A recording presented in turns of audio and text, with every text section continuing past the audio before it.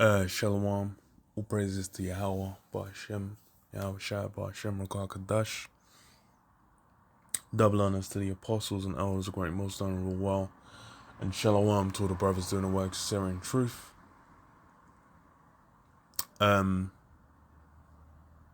Yeah, just a quick one, cause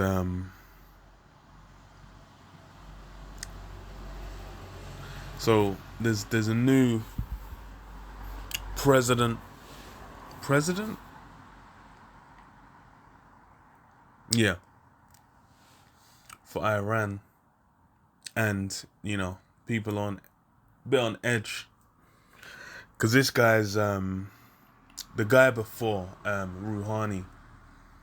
So you had before Rouhani, you had what the fuck is his name? Ahmadinejad, and that guy fucking hated the U.S. He was sending for them all night long. So Rouhani took over. He was a bit more tame, but especially since like the last like what is it, year or so, last little while. No, last few years at least, 2-3 years. Um, what's his name?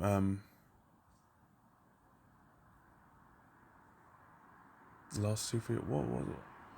The yeah, the nuclear deal. Iran has really not been giving a fuck about honoring the deal that Trump walked away from, and it's been getting harder and harder line, especially when you had the assassination of the what's his name, nuclear scientist, by more likely by, I'm gonna say, some fat drone just duppied him like 4 shots to the head in Iran, and as well just in between in the Middle East, general atmospheres has just been getting wild. So yeah, um, the country's just been it's been leaning more towards that war that's gonna break out.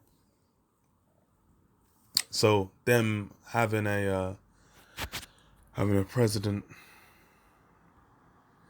Do they actually have a picture of him? No, it's just people holding up pictures. Okay. So let me read it. So it says hardline. It's on AP News. Hardline judiciary head wins Iran presidency in low turnout. Yeah, hardliner. Iran's hardline judiciary chief won a landslide victory in the country's presidential election, a vote that both propelled the supreme leader's protege into Tehran's highest civilian position and saw the lowest turnout in the Islamic Republic's history.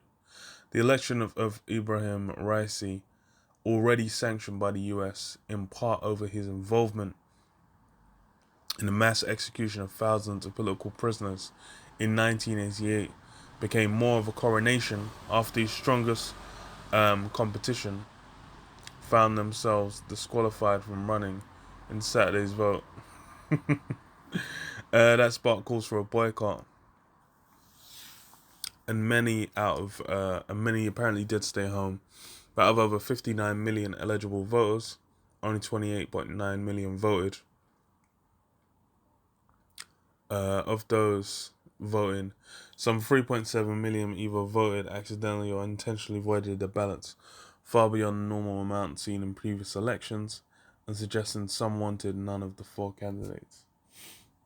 Yeah.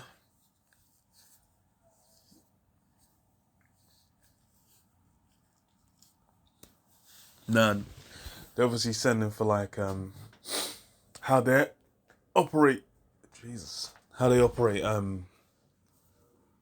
their their elections. But it's just the same thing in the US, man. Like it's all just a game, a show that's put on. So yeah, Iranian state television immediately blamed challenges of the sea pandemic and US sanctions for the low participation, but the low turnout and voided ballots suggested a wider unhappiness with the tightly controlled election, as activists criticized Raisi's ascension. That Ibrahim Raisi had risen to the presidency instead of being investigated for the crimes against humanity of murder, enforced disappearance, and torture is a grim reminder that impunity reigns supreme in Iran. Amnesty International Secretary General Agnes Callamard said, in official results, Raisi won 17.9 million votes overall, nearly 62% of blah blah. Okay, yeah. But he's in. Anyway, that's what really matters. He's in, and that means that the peace with Iran, that's an even further dream. And I think Biden was trying to redo the nuclear deal, but I think Rouhani was the one who actually came to the table for that deal. So if this guy's a hardliner, that shit's a myth. Them man already, I think, at like 80, or maybe it was like high 60%. But yeah, number everyone's worried about is them enriching at what, 97, 93. It's over 90%. So they're slowly creeping in on it. Probably working on that already to an extent, but still, it's yeah, it's all I expect to see is more conflict between them, man. Because when Ahmadinejad was in office, that guy was not playing. So if this guy's this guy's already meant to have been annihilating political prisoners, then yeah, it's a wrap. It's a wrap. So 1 Thessalonians 5:1, but of the times and seasons, brethren, ye have no need that I write unto you, for yourselves know perfectly that the day of the Lord so cometh as a thief in the night. For when they shall say peace and safety, then sudden destruction cometh upon them, as travail upon a woman with child, they shall not escape. Yeah, that